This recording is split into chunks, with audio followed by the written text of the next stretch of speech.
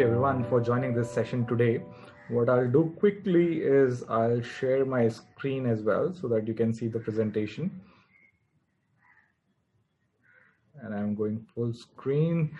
Thank you for joining us today. As part of this conference today, for this particular session, we'll be covering the topic of role fintechs play in diversifying and establishing a sustainable financial services sector. Now, this is a topic that has been discussed multiple times, but normally it is discussed from a policy point of view or a government point of view. So what I decided to do for this particular session and focus on is that I decided to keep this session focused on looking at examples from India, from global segments, from US, and all these geographies to help you understand how fintech over a long period of time now are helping the entire world or financial services sector of particular countries diversify and make it sustainable. And when I say make it sustainable, it's in a different context, but I'll come to that. Now, when you look at financial services, and I'll keep using this analogy to start with, right? When we look at the financial services, a lot of these incumbents or the current organizations which are playing it, which I mean, for example, the banks who have existed for a very, very long time, were built at a time when you were building that technology, or you were building financial services based on the technology that was available at that point of time. And at that point of time, when there was a lot of instability, you wanted a really rock solid organization that you want to depend on when you are sharing information, when you're sharing your money or saving your money or investing your money with them. And that's why these organizations will build like a massive groups which were providing all the financial services possible to you. In some cases, all the banking services for the banks. In some cases, if it's insurance company, all the services related to insurance, right? Now, when they built it, they were built for the time, but when the times changed, they were providing all the services that the customer requires. So if you look at it, the traditional models or servicing the financial services needs of a customer, and that means when you have money, what do you do with the money? Either you pay with that money, right? You want to avail some services, you want to buy something for yourself, you pay with it. Or you save that money. That means you don't want to pay it right now, but you want to use it in the future. So you save that amount. Or in some cases where you want to spend the future money that you're going to earn right now, then you borrow that money. So you borrow that money from organization and use that to fulfill the needs that you have. The fourth option you use with money, or you need the money for, is to protect yourself and your family when you're not there. That means the insurance bit of it. That's the financial services that comes in. And the last one is invest. That means you want to save that money, invest that money for a longer term future, right? That so that the money generates more money and you can then use the money for that you require for a certain goal, which could be buying a house, buying a car, going on an international vacation, or any of those things. So you do that. So those are the 5 main uses that the money has. And if you look at the traditional model, there are traditional products that were being provided to customers using provided to the customers to use their money in those particular segments. But when you look at it, there were a few gaps which were clearly visible, but which for a very long time was not being serviced because of multiple reasons, right? It is not as if the traditional organization don't want to do it, but there were reasons for which they were not able to do it. And if we start looking at those problem areas or the gaps, let me call them gaps, one is accessibility. And one of the reasons, especially in the developing countries, the problem with accessibility was all these services of financial services being delivered in the branch. And that means branch were not reaching everywhere because of multiple reasons, right? At some places, it was geographically very, very remote. In some cases, it was not very profitable to open a branch there. That means accessibility remained a problem. In some cases, in fact, it was because that the people who wanted to avail financial services did not have the required documents, right? In some cases, if you look at countries in Africa and everywhere, or including India, for example, you need your identity proof, your proof of address when you want to avail of financial services, and they didn't have those services. So even that created an issue with accessibility. The second gap that you see is affordability. That means a lot of these financial services were not affordable to multiple of those customers, and that created an issue for these guys. Third is efficiency. Now, this is for a category, for example, I'll give you an example in this. A customer who wants to, say, withdraw money or wants to receive money sent by a person, say, who is working in Qatar, and this person lives in Bangladesh, his family, right? Now, his family member wants to get the money which his son has sent from Qatar to Bangladesh. Now, to get that, he has to go to the branch, and go to the branch, which is, say, 5 kilometers or 6 kilometers or 10 kilometers away from his village. He will have to take a ride to go to the branch. That means he will not be able to go to work that day. And a lot of these people earn that day and then spend the next day. So that means he will lose a day's income. So efficiency is also required in addition to accessibility and affordability. This is one angle of efficiency. Other is for people like me or people like us who are working for different companies and want to avail some services. We can't go to a branch, or you can't go to a financial services branch and sit for 2 hours to get a particular service, right? Because we are short on time. So efficiency was another gap which was clearly visible. Transparency, and the biggest example would be that if you would have bought insurance recently, you would have seen the terms and conditions are so complicated. Sometimes you really do not understand what you are exactly getting when you buy insurance. What parts are covered, what parts are not covered, what is the coverage, in what cases the insurance claim will not be possible. All those kind of things are really hidden in those umpteen amount of text. So that's also not very clear. And then the last one is security. And security from all perspective, it is from cyber perspective, considering as we are going digital, we need a security as well. And these are the different gaps, if you see, which these fintech players identified. And they started getting in to solve a lot of these gaps. And when they're solving these gaps, what they're doing is the financial services sector is diversifying, but also it is becoming sustainable for all the users. So it is going deep and it is going wide, right? And it is becoming accessible, affordable, and more efficient and transparent and more secure for people to access them.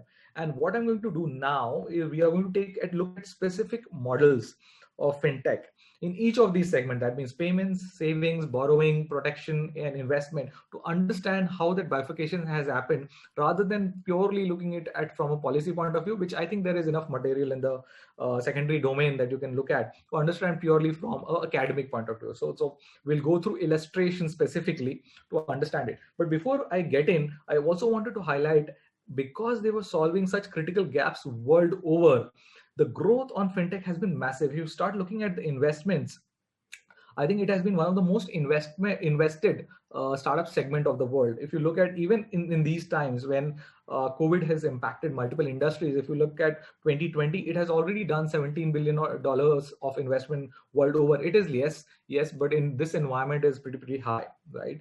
And even in that investment, if you look at the primary investment or the higher amount of investments have gone into payments and lending.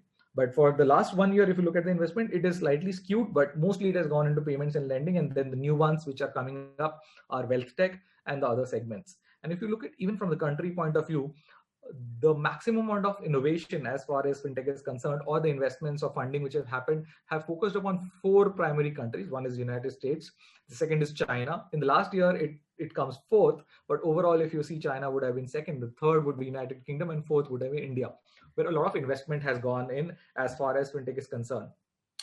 Because I come from India, I lead the fintech segment for EY India. What I'll do is, when I take examples, first I'll focus on taking examples from India, but I'm not going to limit to that. We'll look at examples from other geographies as well on each segment. But this is a very good view which a venture capital firm from India called Bloom has created. And I wanted to give you example by picking few of them, not all of them, but few of them, to show you how the diversification is happening. And with that diversification, a lot more people are able to access financial services, which is overall also helping the entire economy to grow. And I'll start taking example. For example, for lending, the first one that you see is P2p Lending. Now, earlier, when you had a requirement for money, the only places you were able to access that money or borrow money was either from banks or non-bank financial institutions, or it was through informal sources. And when you did through informal sources, the lending rates or the interest rates that were charged were very, very high. So then this new model emerged, which said that if I as a person had additional amount that I wanted to invest, and there is another person in some part of my country who also wanted to access money, then what I can do is I can lend that money to that person through an online platform. And for me, I will earn some interest over it, right? So that means it is beneficial to me. It's an investment for me. And for a person sitting on another corner of the country can access that money, and through it, he will be able to serve a need that he has at that point of time. Similarly, if you see, there are gold loan companies, there are payday loan companies. These are servicing very, very specific segment of borrowing for customers. And why they're important is, if you look at banks or a financial institution, they will only provide loan to a person who has a good credit history. When I say credit history, that means he has a history of he being taken loan and repaid that loan in a certain duration of time. That means he has the intent to pay and he also has a capacity to pay back. Now, if there are customers who do not have good credit history or any credit history and they want to access loan, they were not getting it via the formal sources of the financial institutions. And these are the gaps which these fintech companies are filling, and which is extremely beneficial to especially the bottom of the pyramid people who are the main people who are not getting access to lending or loans that they require. Now, after that, if you also start looking at the wallet part of the segment, and then there is example of M-Pesa in Africa, which is pretty famous and everyone knows it, is where again the problem was people were dealing in cash, and that means if they wanted to pay or send money to someone, it was extremely expensive and used to take a lot of time. So M-Pesa is the mobile money or the wallet that came in, which was launched in Nigeria, in fact, to start with. And now 90% of payment in that country happens through M-Pesa. Now, when they're doing this, the advantage is that now they are able to transfer money at a very, very cheap rate and a real-time basis, and they can pay for things at a real-time basis and to someone through their mobile phone. I think that's immense. And these are the people who did not have access to bank accounts. So basically, they were part of the informal economy, and with M-Pesa, they have become part of the formal economy. So they have access to financial services, and through multiple studies, it has been proven that when a person starts getting access to financial services, it really helps him grow. It helps to improve his well-being, and it helps him to come beyond the poverty line in case he lies below the poverty line. Similarly, I took an example of remittance, which I was giving you. That means if someone is trying to send money who is working in Qatar to a country like Pakistan, India, Bangladesh, or any other country where the expat has come to Qatar and working, it was extremely expensive. In fact, it is extremely expensive and used to take a lot of time. Now, these companies, and there are a few examples that we have placed there, which are from the Bloom report and also publicly available, are companies which have made it extremely cheap and fast to send this money. And sometimes it is difficult to see, but this money that goes back home is actually a school fees for someone. It is a medical expense or a amount that has to submit it to hospital for taking medical care. So it is the timing of this money and ensuring that the most of the money reaches the receiver is extremely important, which is what a gap a lot of these fintechs are solving. So the base increases. Now, in addition to that, I will also show you, for example, this is something which it is called neobanks for BOP. The full form of BOP is bottom of the pyramid. That means there are people who are at the bottom of the pyramid as far as their financial health is concerned. That means they earn an extremely small amount of time. They have nearly hand-to-mouth existence. And a lot of these guys did not have access to financial services. And these neobanks, in case of India, built as a layer over the traditional banks, are reaching out to these customers, offering financial services to this customer, which becomes extremely important. That means their salaries now directly go to a bank account. They can use cards to pay.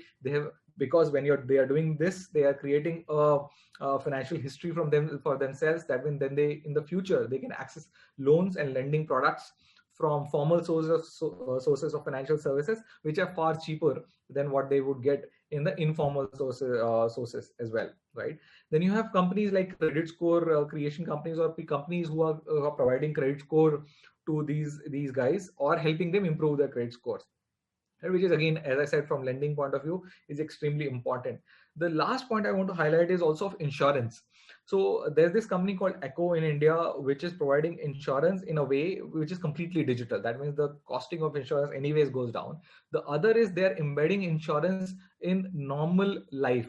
That means, I'll give an example. For example, you are planning to, say, fly today, and there is a chance sometimes the flights get cancelled, your luggage gets lost. So people used to sell travel insurance, but had to be bought separately. So you really know that you are buying insurance. But what they have done is they have integrated with companies that sell the flight tickets. And within your booking of flight ticket journey, sometimes you will see a checkbox, say, do you want to avail insurance or insure your journey for say $1 or $2, and you just check that, and when you book the ticket, you have already got insurance. So they are embedding it into the normal place or normal journey of you buying a product or availing a services, and that ways you're also getting yourself insured. So on this, what I covered was, I was primarily covering the B2C segment of the story. In this, again, one more segment is the robo advisory group that you see. Now, wealth management or investment is something that everyone should do, but there are the current setup is such that either you do it yourself, or if you want to use an advisor, it is extremely or prohibitively expensive. Which is so because an advisor, because he is doing it himself, can only manage a fixed set of customers. That means if he has to provide advisory, it will be extremely expensive. So what has now happened is a lot of fintech companies have come up with robotic advisory services. What that means is they are using algorithms which have been built or trained to provide suggestions or inputs to the customers of where to invest, and in some cases automatically do the allocation as well, which is portfolio management for them. And that way, because the systems or the algorithms have been trained by people who normally provide advice, that becomes a lot more cheaper. And then that ways you are able to provide robo advisory, also wealth management advisory, to a larger base or the mass affluent base. And then you also have companies who have come up with zero brokerage. That means earlier, when you wanted to invest in stock market, there were certain charges to it. They have come up with extremely or nearly zero charges. That way, more people have started investing, and they've also made or gamified it. So it has become very, very easy. And if you look at the COVID situation, you would have heard that in US, Robinhood has got record number of new registrations that have happened with them, which is one of those companies which makes investment very easy, interesting, and extremely low cost. And the people are investing a lot more through Robinhood kind of platforms, which has made it extremely easy and cheap to do investments. So those were a few examples from B2C. I'll also take a few examples from the B2B market, right? And I'll take the first example from the lending segment itself, because if you look at small and medium scale businesses, access to working capital loan or catering to their working capital requirement is extremely important, right? Now, when you look at that requirement has been traditionally either served by the traditional financial institutions, but for that as well, they have certain criteria or certain mechanisms to check that. That means the time required to access that loan, the process is also extremely time consuming and laborious. And again, not everyone gets it, right? So to do that, a lot of fintech companies have come in and are plugging those gaps. There are multiple companies that you see which are under the invoice discounting, which means if you have got an invoice which has been approved by your customer, that means you are going to get paid with that invoice in, say, a 60-day period, because the credit period is 60 days. Through invoice discounting, you can actually discount that invoice through an online platform only. And you can immediately get the money that you require for working capital within. Some companies are transferring in 4 hours, some companies are doing it in a day or something, which is still a huge improvement than what used to happen earlier. Similarly, there are companies that are providing secured loan and unsecured loan to multiple of those companies based on their cash flows, and not based on their credit history, not based on their banking account statements and all that, but based on their cash flows, which they are using innovative methodologies to get that data. And I'll give an example. So for example, if there is a vendor who is selling on Amazon, that means all his cash flows are coming through Amazon, or for that matter, at least a big component of it. There are fintech companies that have partnered with Amazon, through which now they get access to the information of the cash flow that a particular vendor has or seller has. And they're using that data to provide loans to that particular SME or SMB, so to say. And that way they have access to working capital loan. A lot of companies die because of not able to access working capital at the time when they really need it.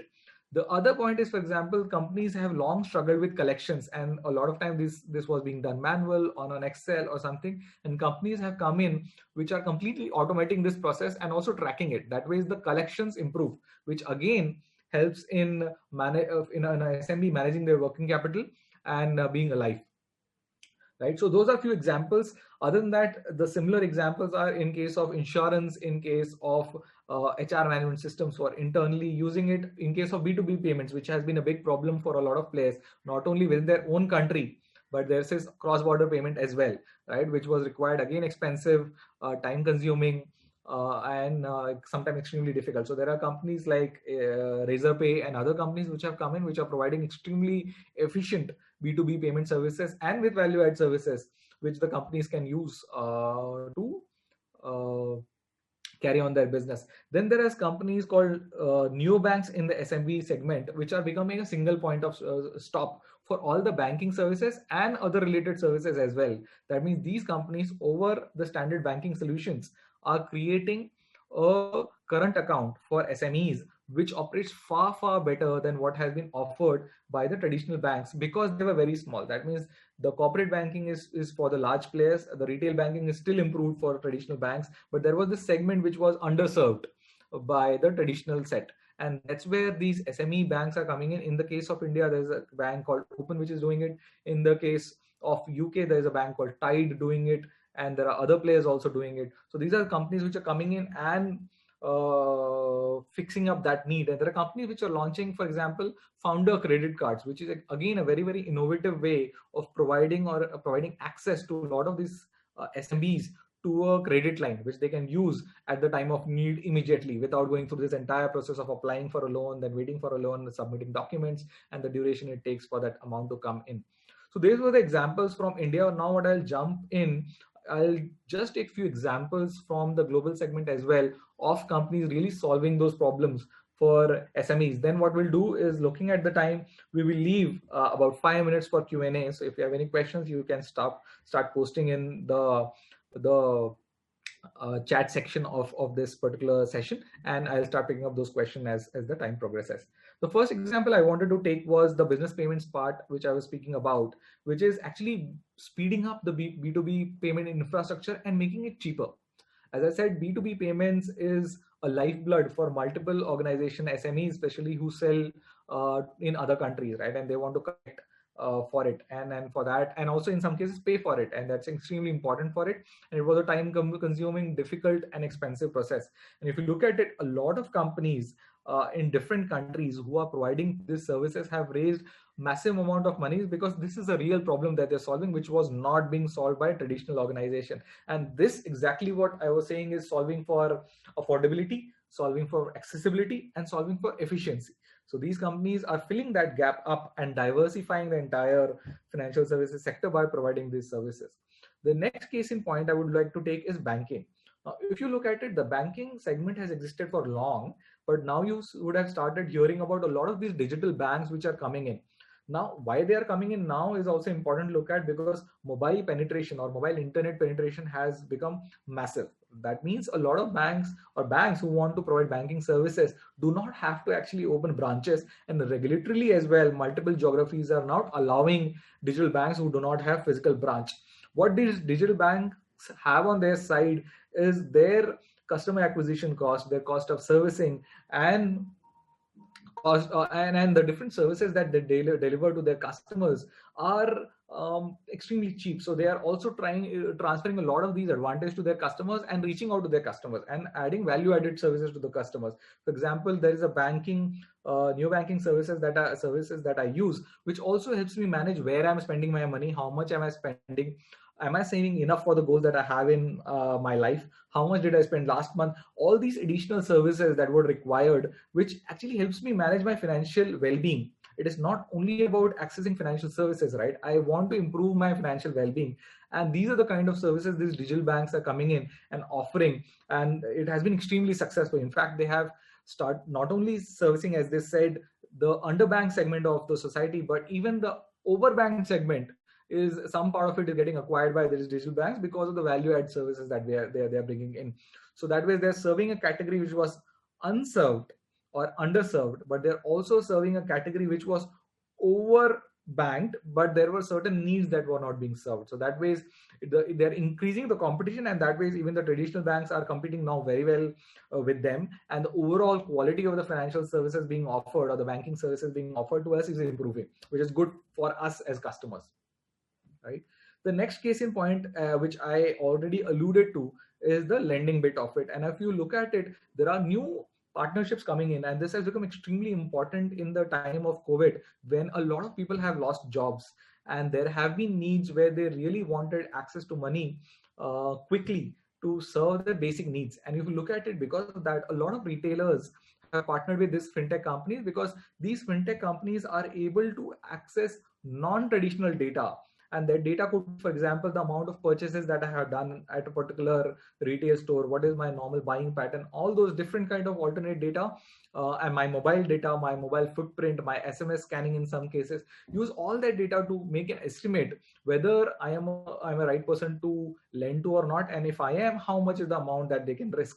And these relationships have been working very well. So if you look at the Amazon City relationship or partnership that has emerged, you look at the Target, which is a large retail store in US, partnering with a Sezzle called company, which what it allows is you buy your stuff from Target, and then it allows you to convert your purchase, which could be say a $500, into easy installments. That means you have been able to serve your need right now, but then in the future, maybe the COVID situation improves, your cash flow starts, and then you can keep paying. So I think these partnerships that have emerged have really plugged the gap really real time, because COVID-19 suddenly happened, no one expected it, but these fintech companies are coming in and really helping people like you, me, us, and also small businesses to really cater to that particular need.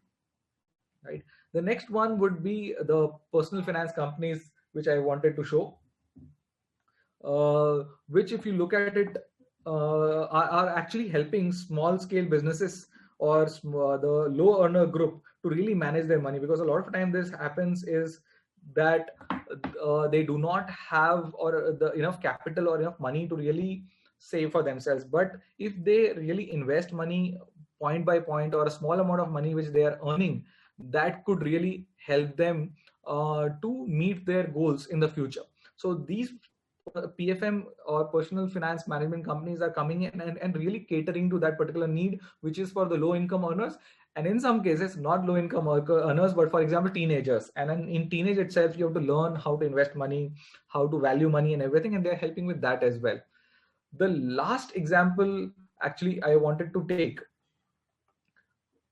is for the SME segment, which I have already given examples now, but I want to specifically example. For example, Klarna is offering a buy now, pay later option, wherein a customer can come, they can pay, buy stuff right now, and Klarna is going to pay on their behalf to the SME, and the buyer can pay off Klarna at a later stage. That way, it is benefiting both the parties in that. And then there are HR software companies, which for a small business really helps them manage their own employee base, offer additional services to their own employee base. And those are the kind of services that offering. Due to the paucity of time and not covering all the examples, the team has already started pinging me that I am nearly at the top of my hour. So I'll take a pause and see if you have any questions, and I'll take them up for the last 3 to 4 minutes 2 minutes that we have.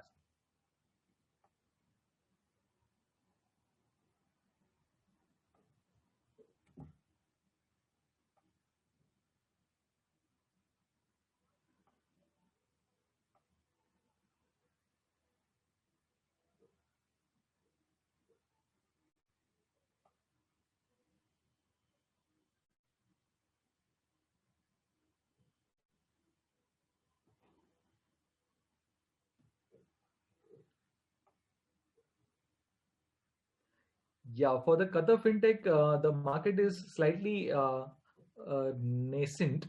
So I do not have a quick chart right now, but there are only limited amount of companies.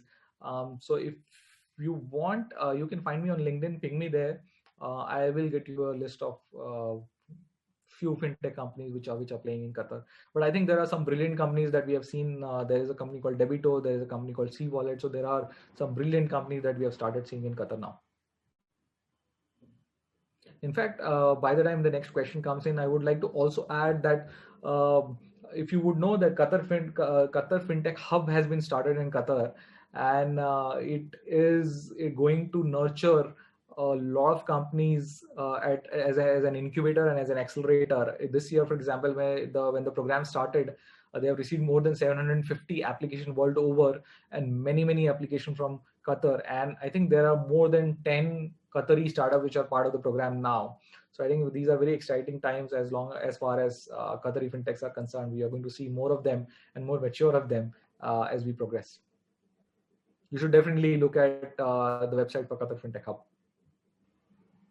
Okay, I think we are top of the hour, but in case you have any questions which we have not been able to pick up for the paucity of time, or during a later stage you get any questions that you would like to ask, my name is Hemant Shirsagar. You can find me on LinkedIn, ping me there. I would be more than happy to answer your questions there as well. Okay. Thank you, Mr. Hemant, and thank you all for joining. Thanks. Thank you. Thank you for inviting me.